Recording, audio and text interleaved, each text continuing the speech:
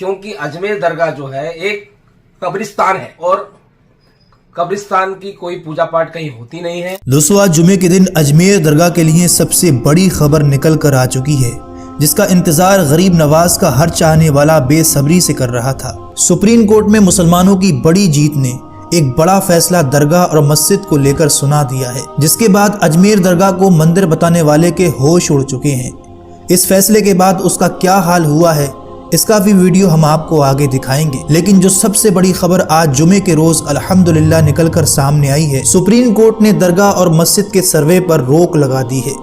Supreme court ने कहा है कि अब कोई दरगाह और मस्जिद का सर्वे नहीं होगा। जो हर रोज जगह जगह दरगाहों और मस्जिद के नीचे मंदिर होने के दावे किए जा रहे थे, अब इन सब पर रोक लग चुकी है, यानी अब नहीं होगा किसी मस्जिद मंदिर का सर्वे।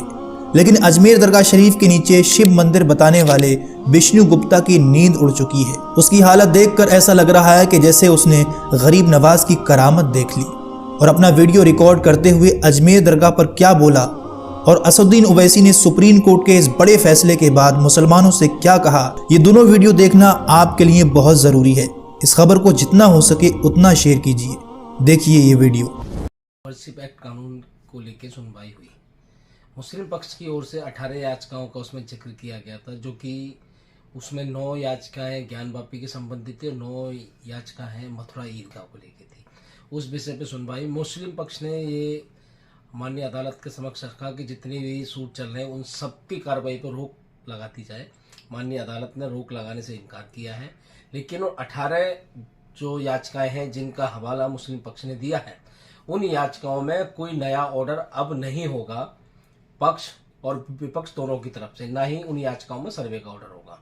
और ये याचिका है बनारस और ज्ञानवापी को लेके है, लेकिन वर्शिप एक्ट को लेके ये मामला सुप्रीम कोर्ट में है। तो माननीय अदालत ने कहा है कि अब इन मामलों को लेकर देश की कहीं किसी अदालत में नया सूट फाइल नहीं होगा। जो फाइल हो चुके हैं वो फाइल एज इट इज यूं ही चलते रहेंगे, उन पर कोई किसी प्रकार का रोक नहीं है।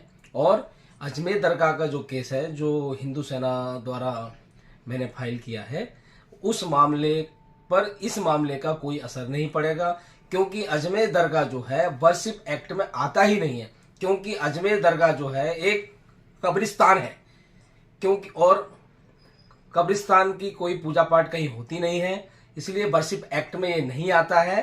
तो इसलिए ये फैसला सुप्रीम कोर्ट का अजमेर दरगाह केस जो है, जो संकट मोचन महादेव मंदिर को लेकर मैंने फाइल किया है, उस मामले में इस मामले का कोई असर नहीं पड़ेगा।